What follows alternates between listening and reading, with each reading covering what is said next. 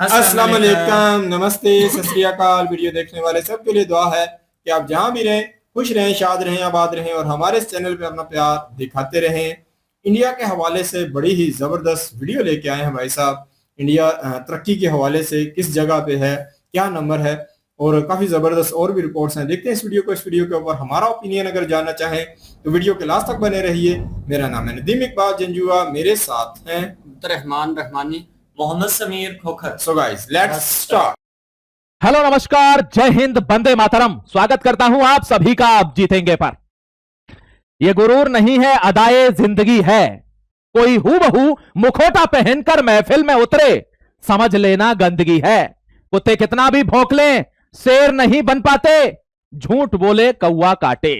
जय हिंद, वंदे मातरम। आपको बता दूं दोस्तों, आजकल पाकिस्तान भारत के इतिहास को अपना बनाकर भारत जैसा दिखना चाहता है। लेकिन क्या कमेंट में करके बताएंगे, क्या पाकिस्तान में भारत का एक भी गुण है? नहीं। मैं आपको आज एक तस्वीर ऐसी दिखाना चाहता हूं कि भारत दुनिया में दूसरे नंबर पर है। आप कहेंगे सर ये कौन सी चीज आ गई कि भारत दुनिया में दूसरे नंबर पर आ गया?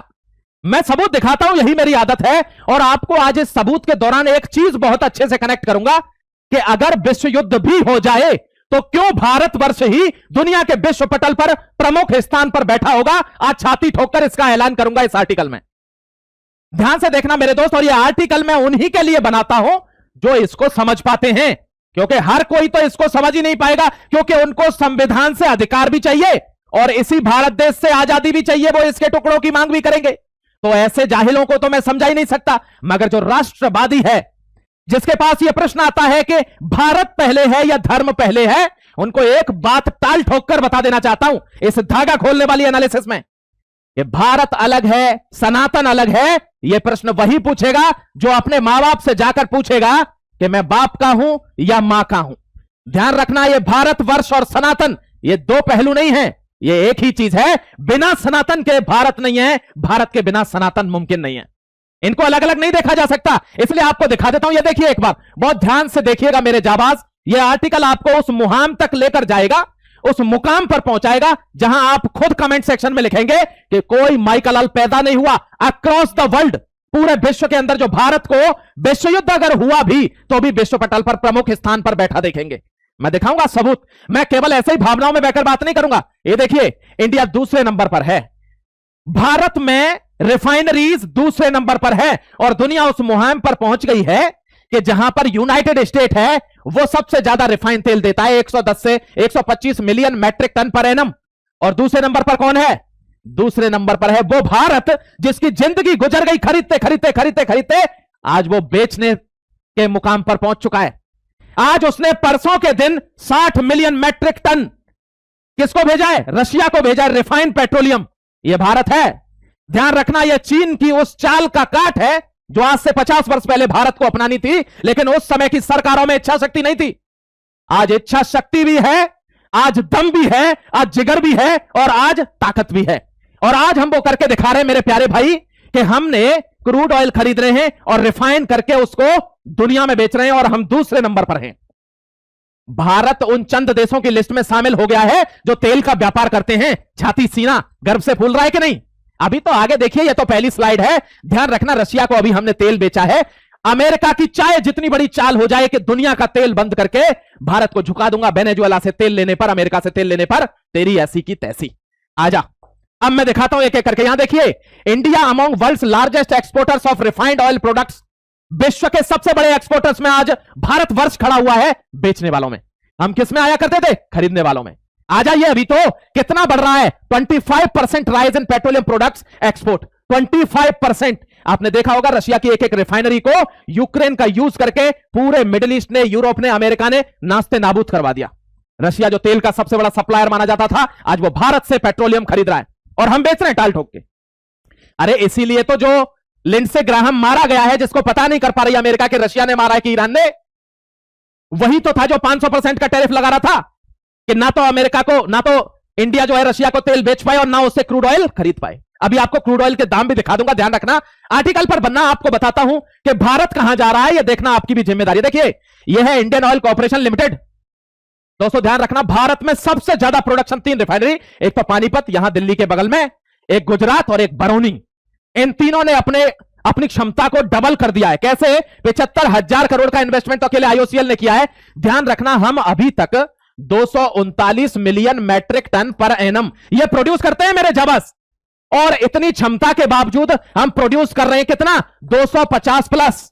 अब इसमें 17.3 मिलियन मैट्रिक टन हम जोड़ने वाले हैं। यानी अगर हमारा पूरा हिसाब किताब 260 million metric ton per annum हो गया तो हम तो 300 पैदा करेंगे। यही यहां लिखा हुआ है कि हम 25% के राइज के साथ 300 मिलियन मैट्रिक टन पैदा करने जा रहे हैं, और 2 से 2.5 साल के अंदर भारत विश्व में पहले नंबर का देश होगा जो दुनिया में refined products, petroleum products export कर रहा होगा। अब आपको कुछ समझ में आ रहा है? कनेक्टिंग डॉट लिंक कीजिए कि यहां लिख के बता देता हूं एक बार कि क्यों हम कहते हैं कि 2047 तक भारत चमचमाता हुआ देश होगा, एक विकसित देश होगा। क्यों? देखिए ना, 2.5 साल का रोड मैप बता रहा हूं मैं तो केवल। अगर विश्व युद्ध भी होता है तो 5 साल में ये लड़कर खत्म होंगे। भारत से क्यों चिढ़ रहे हैं? क्योंकि इसकी इकोनॉमी नहीं रुक रही है। देखिए ना, कहां हम कल तक खरीदते थे, धुआंधार बेच रहे हैं। कहां हम कल तक सारे हथियार खरीदते थे, आज 40,000 करोड़ के हथियार, अपनी बनाई हुई अस्त्रा मिसाइल, ब्रह्मोस, आकाश तीर, हम धुआंधार बेच रहे हैं, पिनाका मिसाइल। अरे मेरे दोस्त, आप समझते होंगे भारत से चिढ़ते क्यों? सर भारत तो किसी को मारता नहीं है। डोभाल साहब तो ऐसा बयान देते हैं कि हमने किसी के मंदिर मस्जिद नहीं तोड़े, हमने किसी की संस्कृति पर हमला नहीं किया। यही तो हमारी गलती रह गई। यही तो हम चाणक्य को भूल गए कि सठे साठम समाचरित होता है, कि जिसने हमको आघात पहुंचाया है हमको उसको वैसे ही जवाब देना चाहिए। लेकिन हमारी सहिष्णुता हमारे ऊपर कमजोरी बनकर भारी हो गई। इसी का तो अब हमें निजात पानी है इससे। देखिए यहां पर भारत 42 से 44 बिलियन डॉलर का क्या करता है? एक्सपोर्ट करता है। लेकिन अब अगले 2 से 2.5 साल में यह 55 से 56 बिलियन डॉलर का ट्रेड करेगा। किसमें? पेट्रोलियम रिफाइंड प्रोडक्ट्स में, क्योंकि भारत से ज्यादा रिफाइनरी अमेरिका को छोड़कर कहीं नहीं है। गर्व से सीना चौड़ा हो रहा है। कैसे इकोनॉमी जाएगी? अब पहले केवल अमेरिका डरा हुआ था कि मुझे चीन जैसा दूसरा देश नहीं चाहिए जो आर्थिक तौर पर मजबूत हो जाए, जहां की लीडरशिप में पावर हो। अब चीन भी डर रहा है कि हम अमेरिका को पार नहीं कर पाएंगे, तब तक भारत हमारे बराबर आ जाएगा। मैं ऐसी तैसी कराऊंगा साउथ एशिया में बैठकर। मैं सपने देख रहा था कि अमेरिका को हराऊंगा, पीछे से एक आदमी मेरे बराबर आएगा। आप टीस समझिए इनके अंदर की टीस क्या है। इनको दिक्कत क्या है भारत से? इनको दिक्कत है भारत से ये पता है आपको? चीन क्या करता था उस समय पर? चीन आयरन ओर खरीदता था और कार बनाकर धुआंधार बेचता था। भारत को वो ट्रिक उस टाइम अपनानी थी तो आज हम इतने नीचे नहीं होते। लेकिन अगर अब भी ना अपनाए तो नीचे रह जाएंगे। इसीलिए भारत क्रूड ऑयल ले रहा है और रिफाइन करके दुनिया का दूसरा सबसे बड़ा एक्सपोर्टर बना हुआ है। जय हिंद, वंदे मातरम, salute to the national policies. Salute करिए मेरे जाबाज नेशनल पॉलिटी को, सल्यूट करिए लीडरशिप को। शोइंग बिकमिंग वर्ल्ड्स रिफाइनरी, यानी स्लोली बिकमिंग वर्ल्ड्स रिफाइनरी, यानी हम 2 से 2.5-3 साल में पूरी दुनिया की रिफाइनरी बनने वाले हैं। आदमी के यहां तेल तो होगा लेकिन क्रूड ऑयल होगा, उसको खाएगा क्या और नहाएगा क्या? तो वो कहां से बन के जाएगा? वो बन के जाएगा हमारे यहां से। यानी आपके पास मैदा तो पड़ी है, लेकिन मैदा को आप किस चीज में बनाओगे? कैसे पूड़ियां?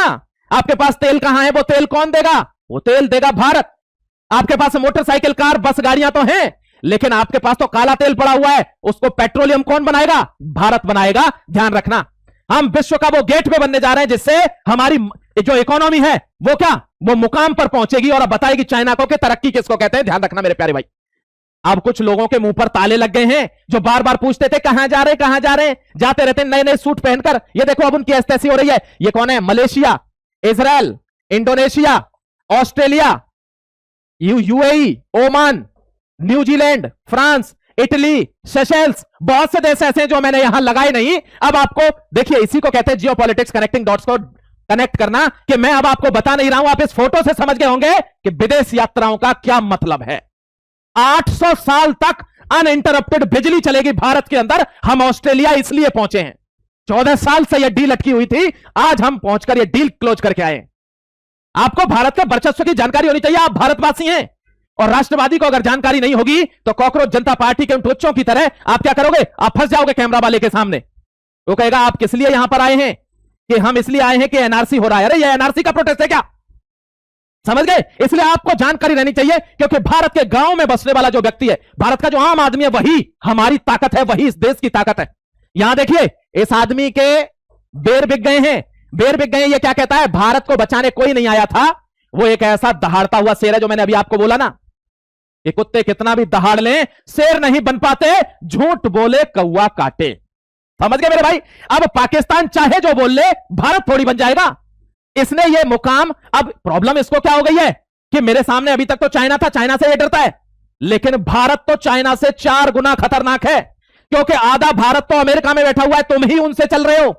यह बात ध्यान रखना मेरे प्यारे भाई। और यहां एक चीज देख लीजिए, इनका सीधा स्टेटमेंट यह है भारत सरकार का कि यह तो अभी ट्रेलर है, यानी अभी तो भारत की इकोनॉमी कैसे बढ़ेगी उसमें तो हम पूरी तरीके से काम नहीं कर पा रहे हैं। अभी तो हम यहां उलझे हैं कि पाकिस्तान का बॉर्डर बहुत ही खतरनाक स्थिति में है, उधर चीन जो है सीपेक वाले इलाके को घेर के बैठा है, चीन के साथ बॉर्डर क्लैशेस हैं एलओसी पर और एक्चुअल लाइन कंट्रोल पर। नेपाल हमसे चिड़ा बैठा है, नेपाल के बारे में भी बता दूंगा दोस्तों। यहां पर बांग्लादेश दिन और रात कोशिश कर रहा है भारत को तोड़ने की। तो अभी उन्होंने कहा अभी हम बॉर्डर का मसला सॉल्व कर रहे हैं, इकोनॉमी के लिए तो अभी हमने छोटे मोटे कदम लिए हैं। जब फुल फ्लेज में फाइल आएगी ना, धड़ धड़ कांपने के अलावा दूसरा ऑप्शन नहीं रह जाएगा। यह भारत की डिप्लोमेसी है। इतना पढ़ने लिखने के बाद, दुनिया के देशों में एम्बेसडर बनने के बाद, भारत का विदेश मंत्री बनने के बाद, आईएफएस ऑफिसर बनकर जयशंकर साहब कहते हैं कि हमने इतने जिंदगी में एक ही चीज सीखी कि दुनिया में भगवान श्री कृष्ण मुरलीधर चक्रधारी से बड़ा कोई डिप्लोमेट है नहीं, भगवान बजरंगबली से बड़ा कोई डिप्लोमेट है नहीं। यह पढ़ लिख कर हमको समझ में आया। और ध्यान रखना, भारत वही देश है जहां पर भगवान श्री कृष्ण ने कूटनीति करी थी, डिप्लोमेसी करी थी। ये टुच्चे मुच्चे देश आकर भारत को सिखा रहे हैं क्या डिप्लोमेसी क्या होती है। भारत में बैठे हुए कुछ गद्दार भारत के ऊपर प्रश्न उठा रहे हैं कि साहब विदेश नीति फेल हो गई। तुम जानते हो विदेश नीति क्या होती है? यहां देखिए, ये आप समझते होंगे, इसने कहा है कि मेरे साथ 150 करोड़ भारतीय हैं, तो क्या ये सिर्फ खराब समय में साथ लेने के लिए बोल रहा है? ऐसा नहीं, ये जिगरी है, और जिगरी जो होते हैं वे कभी भी मतलब से बात नहीं करते। ये देख लीजिए, इसने कहा है मेरे साथ भारत है, और इसने अमेरिका को चैलेंज किया है ये कहकर कि अमेरिका ज्यादा ताकतवर ना समझे, मेरे साथ एक छोटा सा मुल्क है जिसकी आबादी 150 करोड़ है, उसका नाम भारत है। ये आयरन डोम है, आज तक आयरन डोम इजराइल के अलावा अमेरिका की एक जगह है जहां पर बनता था। दूसरा कोई देश नहीं है जिसको आयरन डोम की टेक्नोलॉजी मिली हो या किसी ने इसका निर्माण किया हो। तो इतनी बड़ी दुनिया में 200 देशों में इजराइल जैसा, जो कि इजराइल टेक्नोलॉजी के लिए जाना जाता है, सबसे खतरनाक टेक्नोलॉजी इजराइल के पास है, वो भारत पर भरोसा करता है। पता है क्यों? क्योंकि हम गद्दार नहीं हैं। हमारे देश में बैठे हुए कुछ गद्दार हैं, लेकिन सनातन की रगों में बहता हुआ भगवान श्री राम रूपी ये खून, ये गद्दार नहीं है। ध्यान रखना मेरे भाई। पर भारत में जो बाहर से गद्दार आए हैं, उन्होंने हमेशा डसा है। भारत कभी किसी से हारा नहीं है, कभी कोई राजा बिना धोखे के मारा नहीं गया, हमारे अपनों ने ही हमको मारा है। ध्यान रखना, इसीलिए मैंने क्या कहा था कि झूठ बोले कौवा काटे। यहां देख लीजिए, यहां तेल अवीव इजराइल से लेकर ये भारत तक, अब भारत के अंदर ये बनेंगी तिमूर, कोर डेवलपमेंट यही होगा, सिस्टम पूरा यहां लगेगा। स्ट्रेटेजिक शिफ्ट है कि अमेरिका के अलावा, क्योंकि अमेरिका को इजराइल ने बोल दिया है कि अब अगर आपको ऐसा लगता है कि हम आपके साथी नहीं है तो थोड़ा सा किनारा दे दीजिए, मैं भारत की तरफ निकल रहा हूं। और भारत दोनों हाथों से स्वागत कर रहा है। यहां सारे आयरन डोम के जो तिमोर मिसाइल है वो बनाए जाएंगे, और पूरी दुनिया में जिसको जरूरत होगी एक्सपोर्ट किए जाएंगे। भारत उसमें पार्टनर है। समझ गए मेरे जाबाज? अब आप कहेंगे सर ये क्या होता है, थोड़ा समझा दीजिए ना। मैं बता देता हूं। देखिए, अभी ईरान ने हमला किया था इजराइल के ऊपर, तो क्लस्टर बम दागे थे, एक में से 80-80 गोले निकल रहे थे। तो यहां बैठा था इनका बाप, कौन? यह है आयरन डोम। यानी एक साथ इतनी मिसाइलें निकलती हैं कि इन सबको इंटरसेप्ट करती हैं और धूल धड़ाक धूल बनकर नीचे। अब प्रॉब्लम क्या है कि ये जब गोले आते हैं तो यहां से 3 गुना 4 गुना मात्रा में मिसाइल निकलती है। कौन सी? Tamir missile. उनका प्रोडक्शन, इजराइल इतना बड़ा देश नहीं है कि उनका प्रोडक्शन कर पाए, इसलिए किसको बोला? भारत को बोला कि आपके यहां बनाऊंगा, और भारत ने स्वागत किया दोनों हाथों से मेरे भाई। समझ गए? यह है आयरन डोम। देखिए, यहां से ऐसे मिसाइलें निकलती हैं, इसका प्रोडक्शन भारत में होगा। अब आपको थोड़ा वर्चस्व दिखा दूं क्या? लिख दो एक बार, जय हिंद वंदे मातरम। देखिए, टाटा एयरबस 295 पहली बार भारत में बन रहा है। और दे लो वोट इसको, सनातनी को मना किया था इसको वोट मत दो, ये डेवलपमेंट करेगा, और दे लो वोट। अब तुम्हारे लिए उड़ती हुई बस बन चुकी है। तुम्हारे देश में ब्रह्मोस बन रहा है, तुम्हारे देश में इजराइल के तिमिर इंटरसेप्टर बन रहे हैं, आयरन डोम टेक्नोलॉजी यहां आ रही है मेरे दोस्त, और दे लो वोट। यानी ध्यान रखो, पिछली सरकारों का फॉर्मूला था कि अगर आप रोड बनाएंगे तो उसमें गड्ढा होगा, उसमें बरसात में गड्ढा होगा तो लोग तुमको पकड़ेंगे, गाली गलौज करेंगे कि ये क्या बनाया है, यहां गड्ढा हो गया। इससे अच्छा है पुरानी सरकारों का फॉर्मूला अपनाओ कि रोड ही नहीं बनाना, ना गड्ढा होगा, ना कोई गिरेगा, ना कोई जिम्मेदारी रहेगी, बात खत्म। अब आप गड्ढा बनाओगे तो इसका मतलब यह है कि रोड आपने बनाया होगा तो आपको जिम्मेदारी लेनी होगी। इसीलिए बोलता हूं कि दुरंगी चाल दुनिया की कठिनता से गुजारा है, अगर बोलो तो बकवादी, ना बोलो तो गुमानी है मेरे दोस्त। कोई ना कोई आपको गाली देगा, आपसे जलेगा, और अगर कोई आपसे जल रहा है, गाली दे रहा है, आपकी कॉपी कर रहा है, इसका मतलब क्या है कि आप सक्सेसफुल हो गए हो।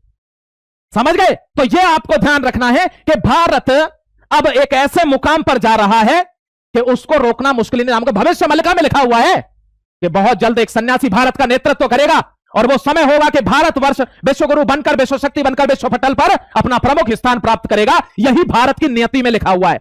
मैं आपको दिखा रहा हूं ना कैसे। देखिए, डिफेंस में, ऑयल में भारत क्या बन चुका है? एक्सपोर्टर बन चुका है। देखिए, एक साथ बहुत सारी मिसाइल आती हैं, तो इनके दोस्तों एक मिनट, इनके प्रोडक्शन के लिए भारत के अंदर इसका प्रोडक्शन होगा, क्योंकि भारत बहुत विशाल देश है। इतना विशाल देश कौन नहीं है? इजराइल नहीं है मेरे दोस्त। अब आपको एक सबसे तगड़ा पॉइंट बता दे, सबसे तगड़ा मेरे प्यारे भाई, दुनिया में यह एक ऐसा देश है जिसको भारतवर्ष कहते हैं, कि जिसके जिगरी यार है इजराइल यानी तेल अवीव, और भारत उसके कट्टर दुश्मन से भी तेल लेता है, चाबाहार पोर्ट से व्यापार करता है इसके कट्टर दुश्मन से भी, और यह इसका जिगरी है।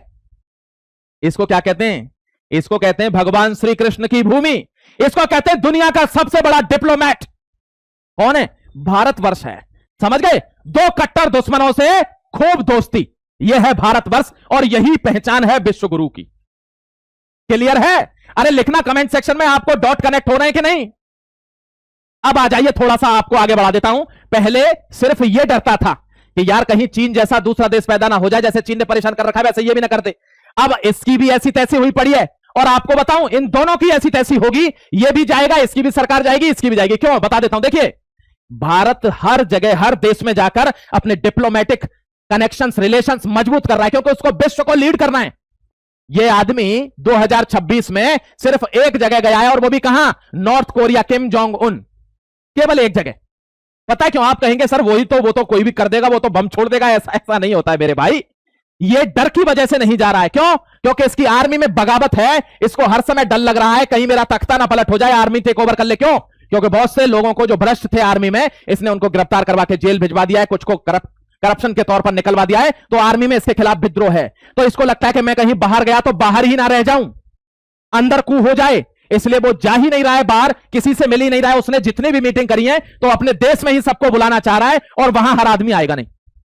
समझ गए? तो बाहर कहीं गया ही नहीं है। अब प्रॉब्लम क्या है? इसको भी डर लग रहा है कि मैं तो समझ रहा था अमेरिका से आगे निकल जाऊंगा, लेकिन मुझे लग रहा है जब तक मैं अमेरिका से आगे निकलूंगा भारत मेरे बराबर ना आ जाए, जिस स्पीड से बढ़ रहा है। अरे भारत ने तो अभी स्टार्ट ही नहीं किया। अभी तो हम अपने पड़ोसियों को संभाल रहे हैं जो बॉर्डरों में घुसने की कोशिश कर रहे हैं। ऐसे करके उनके दांतों को दुचल रहे हैं हम बॉर्डर पर ही। अभी इकोनॉमी का खेल तो हम शुरू करेंगे। इसी मंच से मैं लेकर आऊंगा आर्टिकल कि कैसे भारत कहां तरक्की कर रहा है। अमेरिका ऐसे ही थोड़ी डर रहा है। ये देखिए, ये इसका दोस्त मर गया, लिंडसे ग्राहम। ये वही आदमी है जो 500% का टैरिफ लगा रहा था किस पर? रशिया पर, कि भारत उसको तेल न बेचे और भारत रशिया से क्रूड ऑयल ना खरीदे। 500% ऑयल लगा दो। अब स्टेट ऑफ हॉर्मुज बंद है, भारत वहां से खरीद नहीं पाएगा। रशिया पर हम 500% के सैंक्शन लगा देंगे, भारत वहां से खरीद नहीं पाएगा। तो क्या बचा? बचा एक ही जगह, या तो बचेगा वेनेजुएला या बचेगा अमेरिका। जय हिंद वंदे मातरम। लेकिन उसको नहीं पता कि वहां डोभाल साहब भी बैठे हैं। तू जहां से सोचना शुरू करता है वो आदमी वहां से स्टार्ट करता है। ध्यान रखना मेरे दोस्त, तेरी सोच जहां एंड हो जाएगी, खत्म, ये वहां से स्टार्ट करेगा जो डोभाल नाम का व्यक्ति है देश के अंदर बैठा है। इसको ईरान ने मारा है कि रशिया ने मारा है, ये समझ ही नहीं पा रहे इसको, ग्राहम बेल को। अब मैं आपको एक चीज बता दूं, एक थोड़ा सा आपको चैलेंज बता देता हूं। क्या चैलेंज है? यहां देखिए एक बार, ये खरग आइलैंड है, ये इतना बड़ा आइलैंड है ईरान का। दोस्तों, भारत जितना तेल लेता है ना, उतने से ज्यादा ये अकेला पैदा कर देता है। ये इतना बड़ा आइलैंड है खरग आइलैंड। इसके फैसिलिटीज पर अटैक किया गया है। किसके द्वारा? अमेरिका के द्वारा। यहां देखिए, ये बुशर आइलैंड, इसके फैसिलिटीज पर अटैक किया गया। यानी जितने भी बड़े बड़े प्लांट हैं ईरान के अंदर, सब जगह अटैक किया गया है। यानी इनमें फुल फ्लैज वॉर शुरू हो गया है। पहले 80 जगह पर अटैक किया था, फिर 140, फिर 188। अब आपको बता देता हूं, देखिए इस युद्ध में क्या हो रहा है। 90% of Iran crude oil export यहां से होता है, खारग आइलैंड से, और इसी पर अटैक करा है अमेरिका ने। इसीलिए तो चाबार पर अटैक करा था कि ईरान को तो कूट ही रहे हैं, हो सकता है भारत को भी नुकसान दे दें, इसलिए चाबार का रडार भी उड़ा दिया, चाबार के पोर्ट पर भी अटैक कर दिया।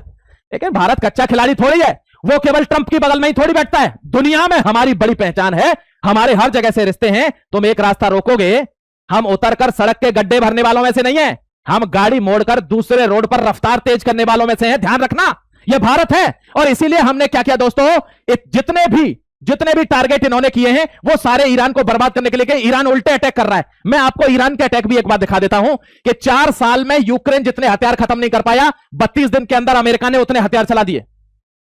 अभी तक यूक्रेन ने 4 साल में इतने बॉम्ब नहीं चलाए जितने यूएसए 1 साल में 600 फ्लीट बना रहा है, और इन्होंने ये 14 दिन में चला दिए। यानी यूएस पर अपनी इन्वेंट्री खत्म हो गई, हथियार खत्म हो गए यूएसए पर। इसीलिए वो बार बार कह रहा था कि सीज फायर करो, हथियार बन रहे हैं वहां पर। ये दोबारा अटैक शुरू हो गए। आपको दिखा रहा हूं, पूरा ब्यौरा देख लीजिए। यूक्रेन ओवर 4 इयर्स, जितने लिंडसा वाइल्म्स नोटेड मोर पैट्रियट्स, इतने पैट्रियट यूक्रेन ने 4 साल में नहीं चलाए जितने 14 दिन में चला दिया अमेरिका ने। मैं आपको यही तो दिखाना चाह रहा हूं, आप देखिए तो एक बार। अब आपको बताता हूं यूएसए का नुकसान। कुवैत को बर्बाद कर दिया, आईआरजीसी का क्लेम है। कतर पर इनके जो बेस थे उनको उड़ा दिया गया है, आईआरजीसी का क्लेम है। जॉर्डन पर, जॉर्डन तो बहुत अंदर है, उसको भी उड़ा दिया गया है, आईआरजीसी का क्लेम है। बहरीन में इनके जितने भी 5th फ्लीट है, ये 5th फ्लीट तो मंदिर का घंटा बन गई है, न जाने कितनी बार कूटी गई है। तो कतर की ये जो बहरीन की 5th फ्लीट है, इसको भी उड़ा दिया है, आईआरजीसी का क्लेम है। और ओमान में भी आईआरजीसी ने कहा इनके जितने भी इंफ्रास्ट्रक्चर है, जो लॉजिस्टिक इंफ्रास्ट्रक्चर जहां हथियार रखे भेजे जाते हैं, वो सब उड़ा दिया है। आपको क्या लग रहा है, ये युद्ध रुक रहा था क्या? पाकिस्तान ऐसे ही भागादौड़ी कर रहा था क्या मेरे प्यारे भाई? अब आपको एक बड़ी खबर बताऊं, ये देखिए, ये भारत के रक्षा मंत्री हैं, इनके सामने ट्राई कमांड का प्रपोजल आ गया। मैंने कुछ दिन पहले डिस्कस किया था आपसे ट्राई कमांड, यानी भारत में 17 कमांड के आसपास है मेरे प्यारे भाई, और 17 कमांड को अब हटाकर केवल 3 कमांड भारत के अंदर रहेंगी। देखिए, जैसे ये भारत है, मान लीजिए एक कमांड रहेगी यहां, ये पाकिस्तान को मिट्टी में मिलाने के लिए काम करेगी। एक कमांड रहेगी सेंट्रल कमांड, ये वाली कमांड चाइना को मिट्टी में मिलाने का काम करेगी। और एक कमांड रहेगी यहां पर तमिलनाडु में, ये पूरा कोस्टल एरिया देखेगी, जो भारत का जितना भी समुद्री तट है। 3 कमांड रहेंगी, इसको बोलते हैं ट्राई कमांड। मैंने इसका आपको विवरण बताया हुआ है। एक चीज और बता देता हूं आपको कि इन तीनों कमांडों में इंडियन आर्मी, इंडियन एयरफोर्स और इंडियन नेवी, और ये आन है, ये आन भारत की शान को बचाएगी। आर्मी, एयरफोर्स, नेवी, हर एक ट्राई कमांड में तीनों फोर्स होंगी, जिससे हमें कोऑर्डिनेशन करने में दिक्कत ना हो। भारत पूर्ण रूप से इस सुदर्शन चक्र फ्लीट के अंदर है।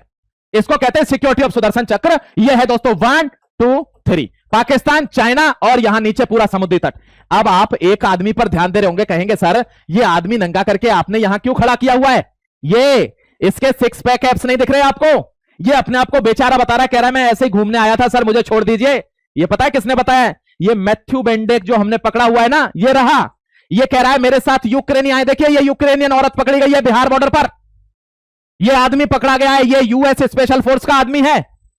अब ये क्या, इसकी कहानी सुनोगे? ये क्या कहता है, सर मैं नेपाल से भारत में आया था, फिर तमिलनाडु आया, फिर हैदराबाद गया था, हैदराबाद से कुछ काम था तो केरल गया, केरल से कुछ काम था तो गोवा पहुंचा, गोवा से बेंगलोर आया, बेंगलोर से गुजरात गया, गुजरात से दोबारा जा रहा था कहां, नेपाल, मुझे पकड़ लिया। तेरी ऐसी की तैसी कर दूं, तेरा पासपोर्ट खो गया, वहां अपने एम्बेसी को फोन करता, वो पासपोर्ट रिन्यू करते, तब घूमता। गद्दार। ऐसे मैथ्यू बेंडेक जैसे 300 आदमी घूम रहे हैं, ये इसी ने बताया है, ध्यान रखना। एनआईए इनको चूरन दे रही है। ऐसे आदमियों को पकड़ना जरूरी है मेरे दोस्त, और इसीलिए ट्राई कमांड आ रही है कि अब इनको पकड़ेंगे नहीं, इनका डायरेक्ट जय हिंद वंदे मातरम के रूह कांपे भारत में घुसने से पहले। और ये आदमी देख लीजिए, मैथ्यू बेंडेक, पता क्या कह रहा है? ये कह रहा है मैं खाना नहीं खाऊंगा, मम्मी मुझे पास्ता दीजिए। मम्मी तो तुझे पास्ता देगी बेटा, अब तुझे पास्ता देगी तिहाड़ में। ये 50 दिन से जूस पी रहा है, लेकिन कह रहा है मुझे अमेरिकन पास्ता चाहिए। बताओ, इसके लिए कर दें व्यवस्था अमेरिकन पास्ता की? थोड़ी लाल मिर्च ज्यादा हो जाएंगी और तो कोई दिक्कत नहीं है, रॉकेट की तरह जाएगा धुआं देता हुआ। करवा दें व्यवस्था इसकी। ऐसे आदमियों की व्यवस्था होना जरूरी है मेरे जाबाज। ध्यान रखना, मैं सारी न्यूज आज की आपके सामने कवर कर चुका हूं। 2 न्यूज रह गई है, वो मैं आपको ले आऊंगा। आप आर्टिकल देखना मत भूलना कि बालेंद्र शाह के खिलाफ दोबारा से जेएनजी सड़कों पर आ गया है नेपाल के अंदर। यह आर्टिकल मैं अलग से ले आऊंगा। अपना ख्याल रखिए, सशक्त भारत में जीने के लिए तैयार रहिए, और धागा खोल एनालिसिस का एक भी एपिसोड आपसे छूटे नहीं। आप जीतेंगे को सब्सक्राइब कर लीजिए, व्हाट्सएप चैनल से भी जुड़ जाना, जिससे हर एक वीडियो का लिंक आपको डायरेक्ट मिल जाए। जय हिंद, वंदे मातरम, गॉड ब्लेस यू। बहुत ही जबरदस्त लगा हमें, कहीं ना कहीं इंडिया की अच्छी कह लो कि सिचुएशन या अच्छी स्थिति के बारे में हमें जानने का मौका मिला। इंडिया जो है क्रूड ऑयल के हवाले से जो है बहुत बड़ा व्यापारी है, और इसका जो है कह सकते हैं डीजल, पेट्रोल, ये चीजें बनाकर जो है सेल कर रहा है दुनिया में। कहीं ना कहीं ये चीजें बआसानी जो है जाकर इंडिया जो है बहुत ज्यादा रेवेन्यू जनरेट कर रहा है। तो बहुत अच्छी बात है जी। ये सारी खबरें अगर हकीकत के ऊपर मबनी है, क्योंकि इन्होंने आर्टिकल दिखाए हैं, तो बहुत बड़ी बात है। इंडिया ऐसा कुछ कार्य करना भी चाहिए। देखिए, अपने मुल्क की कह लो कि इकोनॉमी को बेहतर बनाना सबसे बड़ा लक्ष्य जो है मुल्कों के पास ये है। अगर देखा जाए, चाइना ने ये सारी चीजें बहुत सारी हर एक किस्म की चीज बनाकर दुनिया में वो भेजी है। उसका उसको लाभ ये हुआ कि आज वो दूसरे नंबर की पावरफुल इकोनॉमी में वो आता है। तो इसी रास्ते पे इंडिया चल रहा था और अमेरिका ये चाहता है कोई भी और मुल्क जो है चीन की तरह जो है अमेरिका को कहीं ना कहीं कह लो कि आंखें ना दिखाने लग पड़े। पर यह है देखें कि वक्त का कह सकते हैं कि ये एक ऐसा एक झुकाव होता है, वो किसी तरफ भी जा सकता है। अमेरिका अभी जंगों में घुस चुका है, फंस गया है, इसी माध्यम से इंडिया के ऊपर उसकी नजर नहीं है, इसी माध्यम से इंडिया की तरक्की जो है वो हो रही है। और देख ले जंगों के मौके पे तेल जो है इसकी अशद जरूरत है, क्योंकि जो यहाँ का तेल है ईरान, कतर हो गया, सऊदी अरब हो गया, इन मुल्कों का तेल जो है अभी वो कभी रास्ता बंद हो जाता है, तेल नहीं निकलता, तो इंडिया फिर ये है मेन टारगेट हो जाता है। बआसानी यहाँ से इंडिया से बहुत सारे ममालिक जो है तेल खरीद सकते हैं। मैंने पिछले दिनों देखा था कि बांग्लादेश ने भी इंडिया से तेल परचेज करना शुरू किया था। तो ये बड़ी अच्छी खबर है कि इंडिया अगर देखा जाए क्रूड ऑयल खरीदने के मामले में और तेल को बेचने के मामले में दूसरे नंबर का दुनिया का ताकतवर मुल्क बन चुका है। तो मेरे नजदीक ये बड़ी अच्छी खबर है, इंडिया के लिए फायदेमंद है। बाकी इससे भी काम आगे बढ़ना चाहिए। दुनिया में देखें कि एक चीज नहीं, मैंने देखा है चीन से मैंने सीखा है, चीन जो है किसी एक चीज के ऊपर जो है उसने अपनी ज्यादा जो कह लो कि इन्वेस्टमेंट नहीं की हुई। हर मामले में हर एक कह लो कि स्थिति में उन्होंने ऐसी चीजें बनाई हैं जो दुनिया में चाहिए। तो इंडिया तेल के मामले में बड़ा आगे है, पर मैं ये समझ रहा हूँ कि इंडिया को हर एक मामले में ऐसे अच्छे फैक्ट्रियां अच्छी चीजें लगाकर आउट ऑफ कंट्री में अपने प्रोडक्ट बेचने चाहिए और उसके माध्यम से इतना रेवेन्यू जनरेट करना चाहिए कि उसके माध्यम से जो है दुनिया में जो है ताकत का कह लो कि तवाज़ुन जो है इंडिया तब जाके बरकरार रख सकता है। दूसरी खबर ये जानने के लिए मिली है, इंडिया जो है बहुत सारी और भी टेक्नोलॉजी के मामले में जो है वो बहुत सारे मुल्कों के साथ एग्रीमेंट करके चल रहा है। और सबसे ताकतवर जो टेक्नोलॉजी के मामले में है वो इसराइल है, अमेरिका है, फ्रांस, ये बड़े मुल्क हैं। तो इन सभी के साथ जो है इंडिया की दोस्ती है। तो इंडिया ये भी चीजें कहीं ना कहीं टेक्नोलॉजी जो है अपने मुल्क में ला रहा है, तो ये भी बड़ी अच्छी बात है। ऐसा होना चाहिए, इंडिया को इस मामले में भी आगे बढ़कर जो है जैसे अगर देखा जाए, मैंने सुना था कि इंडिया जो है इसराइल की कंपनियां जो है अपने मुल्क में लगा रहा है और अपनी कह लो कि अवाम के माध्यम से वो चीजें बनाएगा, वो इसराइल को बेचेगा। इसराइल क्योंकि बहुत सारी जंगें जो है फेस करता रहता है आए रोज, तो उसको ये असला ये चीजें जो है एक दोस्त कंट्री से चाहिए, तो वो इंडिया में है। और यहाँ ये बता रहे हैं कि एक कह लो कि एक डिफेंस का एक कह सकते हैं कि एक जो मिसाइल है वो भी इंडिया प्रोवाइड कर रहा है। तो ये सारी खबरें इंडिया के हक में है, इंडिया का अच्छी कह लो कि स्थिति में चल रहा है। इंडिया ऐसी ऐसी कह सकते हैं कि जादुई चालें जो है इंडिया चल रहा है, जिसके माध्यम से इंडियन अवाम का, इंडिया का जिससे बेनिफिट हो सकता है। तो ये भी एक अच्छी खबर है। और उसके बाद अगर देखा जाए, बहुत ज्यादा लोग यहाँ इंडिया में मोदी जी के ऊपर टिप्पणी करते हैं कि मोदी जी कभी इधर घूमने के लिए चले जाते हैं, कभी इधर। बाकी यहाँ हमें देखने के लिए मिलता है कि मामला जो है दुनिया में कभी भी बिगड़ सकते हैं, तो सबके साथ दोस्ती होनी चाहिए। इसके माध्यम से अपना मुल्क को सर्वाइव करना आसान होता है। देख लें कि अभी इनका जो है ये भाई साहब ने बताया है कि ऑस्ट्रेलिया में गए हैं, उसका बहुत बड़ा बेनिफिट आने वाले वक्त में होगा। उसके बाद न्यूजीलैंड गए हैं, वहां जो है एग्रीमेंट हो रहे हैं, अच्छी और सस्ती चीजें वहां से भी मोदी जी लाने के लिए कोशिश कर रहे हैं, तो ये भी इंडिया का फायदा होगा। इसके बाद अगर देखा जाए, यूएई एक ताकतवर कंट्री है, इसके साथ जो है इंडिया के बड़े अच्छे ताल्लुकात हैं। और भी बहुत सारे मुल्क हैं, उनके साथ इंडिया बड़े ही अच्छे तरीके से जो है चल रहा है। तो ये कहीं ना कहीं ऐसे ऐसी कह लो कि ये चीजें हैं कि आने वाला वक्त कहीं ना कहीं इंडिया का कितना रोशन हो सकता है, ये चीजें हैं। बाकी ये भाई साहब कह रहे हैं कि हमने तो अभी सिर्फ बॉर्डर एरिया पे ऊपर नजर की है, दूसरे कंट्रियों के ऊपर नजर आके बॉर्डरों को सिक्योर कर रहे हैं कि असल जो चालें हैं तरक्की के हवाले से किस तरीके से पैसा जनरेट किया जाएगा, तो उसके ऊपर इंडिया काम कर रहा है। और अभी उसके ऊपर जो है पक्का जो है कह सकते हैं कि काम जो कहते हैं 100% जो काम शुरू हो गया, वो ऐसा कहते हैं कि वो नहीं है। बाकी ये है कि हम जो है आने वाले वक्त में इसके ऊपर काम करने जा रहे हैं और दुनिया का कह लो कि एक ताकतवर तरीन जो है इंडिया को मुल्क माना जाएगा। और इन्होंने श्री कृष्ण जी का नाम लिया कि किस तरीके से कूटनीति के कह सकते हैं कि दाव पेच खेले जाते हैं, वो जो है हमें अपने इतिहास से सीखने के लिए मिलता है। बाकी एक बात इन्होंने जो की है वो मुझे सही नहीं लगी, बाकी ये सारी बातें इनकी काफी जबरदस्त थी जो ऑथेंटिक मानी जा सकती हैं। बाकी इन्होंने कहा कि दोवल सर कहते हैं कि हमने दूसरे मुल्कों के ऊपर अटैक नहीं किया, दूसरे के मंदिर मस्जिदें ये चीजें हमने नहीं गिराई। तो भाई साहब बीच में फिर अपनी एक बात करते हैं कि एक इन्होंने नाम लिया, अभी नाम मैं बोल रहा हूँ, कि उनके माध्यम से अगर हम भी कहीं ना कहीं दूसरे के जो चीजें हैं, हम चाणक्य जो है उनके बारे में कह रहे हैं कि उनकी ये कूटनीति थी कि दूसरों के ऊपर भी हमें अटैक करना चाहिए। तो मैं ये समझता हूँ कि इससे जो है किसी, अगर देखा जाए ये कहते हैं कि आने वाले वक्त में जो है चीन का या पाकिस्तान का सॉफ्टवेयर अपडेट किया जाएगा, तो वो कभी भी कोई किसी मुल्क के साथ, जिसने भी देखा है, मैंने जंग करते हुए मैं देखता हूं कि देखें कि रशिया कितना ताकतवर कंट्री था और यूक्रेन एक छोटे से कंट्री के साथ लड़ते हुए रशिया की बोलती बंद हो चुकी है। तो अगर इंडिया भी कभी जंगों में घुसे, भाई साहब ये कहते हैं कि ऐसा होना चाहिए, तो इसके माध्यम से इंडिया कमजोर हो जाएगा। इंडिया के अंदर रिफाइन की जो बड़ी बड़ी टेक्नोलॉजी लगी हुई है, तो ये रशिया को तेल बेच रही हैं, तो मैं ये समझता हूँ कि रशिया की वो रिफाइन की जो जितनी भी इंडस्ट्री लगी हुई थी उसके ऊपर यूक्रेन ने अटैक करके उन्हें मफलूज कर दिया है। तो अगर ये काम इंडिया में, अगर इंडिया अटैक कहीं करे तो दूसरा कंट्री जो है अपने दिफा के लिए, कोई भी हो, चाइना हो, पाकिस्तान हो या कोई और कंट्री हो, तो ये इंडिया तरक्की जो कर रहा है ये रुक जाएगी। मेरे नजदीक इंडिया की जो कह लो कि जो एजेंसियां हैं, जो बंदे हैं, वो बड़े ही अच्छे तरीके से खेल रहे हैं। मेरे नजदीक वो दूसरे मुल्क के ऊपर अटैक नहीं करते, तो ये इंडिया के लिए बेहतर है। जब भी इंडिया जंग में कूदेगा, देख लेना कि कहीं ना कहीं जो तरक्की है इसका लिए लेवल जो है गिर जाएगा। बिल्कुल जी। जो बातें भाई साहब ने की हैं, मैं उन सब बातों से एग्री करता हूँ। बिल्कुल सही बातें इन्होंने की हैं कि इंडिया जो है वाकई अभी चीन को टक्कर देने के लिए जिस तरह से निकला है ना, इंडिया टक्कर दे सकता है। देखिए कि जो विदेशी दौरे हुए, न्यूजीलैंड में कामयाबी मिली है, ऑस्ट्रेलिया में कामयाबी मिली है, इंडोनेशिया में कामयाबी मिली, मलेशिया में कामयाबी मिली। बड़ी बड़ी जो डीलें हैं ना वो इंडिया के साथ हुई हैं, तो ये एक बड़ी कामयाबी है। न्यूजीलैंड और ऑस्ट्रेलिया तो बहुत लंबे टाइम के बाद प्राइम मिनिस्टर वहां पे पहुंचे हैं और रुकी हुई जो डीलें थी उनको मुकम्मल किया गया है, तो ये इंडिया की एक बड़ी कामयाबी मानी जाती है। बाकी जो चाणक्य की बात इन्होंने की है ना, वो पता है इन्होंने क्या किया?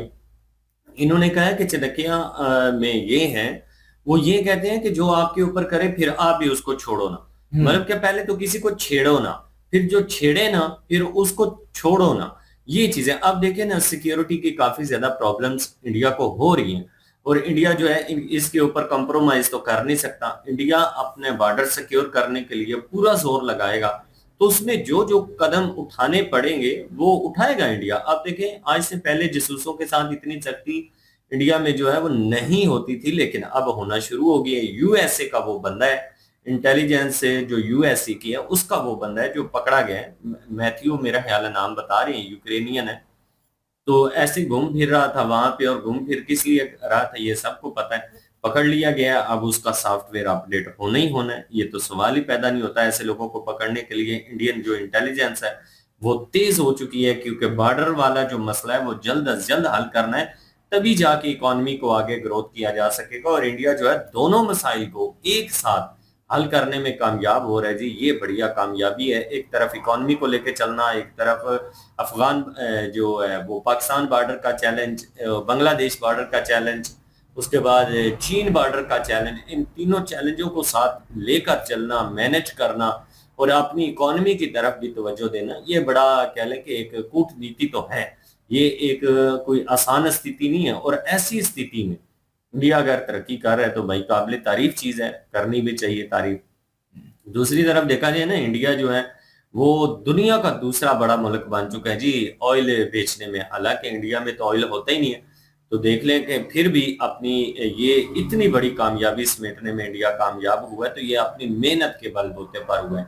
इंडिया ने रशिया से कच्चा ऑयल खरीदा और रिफाइन करके उसी को बेचा, और पूरी दुनिया में भी बेचा, और दूसरे नंबर पे आ गया है दुनिया में तेल बेचने वाला। जो रिफाइन करके कंट्री तेल बेचते हैं उनमें दूसरे नंबर पे इंडिया है, तो ये बढ़िया कामयाबी मानी जाएगी। उसके बाद डिफेंस के हवाले से अगर देखा जाए तो इंडिया की बहुत सारे ऐसी चीजें हैं जो इंडिया में मैन्युफैक्चरिंग होना शुरू हो गई हैं, जिसमें आकाश तीर आ जाता है। उसके बाद मेरे ख्याल में बरमोस मिसाइल जो है वो भी इंडिया में मैन्युफैक्चरिंग होता है। और भी कई सारी ऐसी चीजें हैं जिससे आने वाले टाइम में इंडिया जो है अपना डिफेंस मार्केट जो है वो भी दुनिया में शो करेगा, और आने वाले टाइम में इंडिया इस चीज में भी तरक्की करेगा। इकोनॉमी जो है देख लीजिएगा कि जिस तरह से इंडियन अपनी पॉलिसी लेकर चल रही है ना, इंडियन जो मौजूदा सरकार है, और जिस तरह से सारे ये विदेशी दौरे हुए हैं, आने वाले टाइम में बड़ी स्पीड में इंडिया ग्रोथ करने वाला है। रही बात चाइना की, तो चाइना को वाकई जी शी जिनपिंग जो है उसको खतरा है, क्योंकि पिछले दिनों में उसने कुछ निर्णय इस तरह के लिए हैं जिसके माध्यम से अब उसके दिल में डर बैठ गया। जाहिर सी बात है, विदेशों में दौरा नहीं करेगा तो डील्स कैसे होंगी, मुल्क जो है वो तरक्की कैसे करेगा? अब हर कोई तो यहाँ पे आएगा नहीं। कि किंग जोंग के पास गया है नॉर्थ कोरिया पास ही है, कोई इतना दूर तो उससे है नहीं।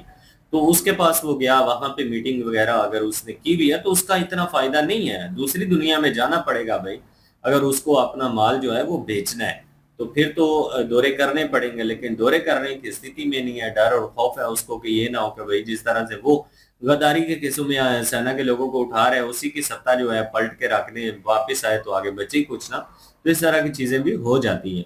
तो इसलिए वो तो सवाल ही पैदा नहीं होता कि वक्ती तौर पे ग्रोथ करेगा, क्योंकि वो अपनी सत्ता बचाने के लिए अपने मुल्क की जो कह लें कि इकोनॉमी है उसको दांव पे लगाने जा रहा है।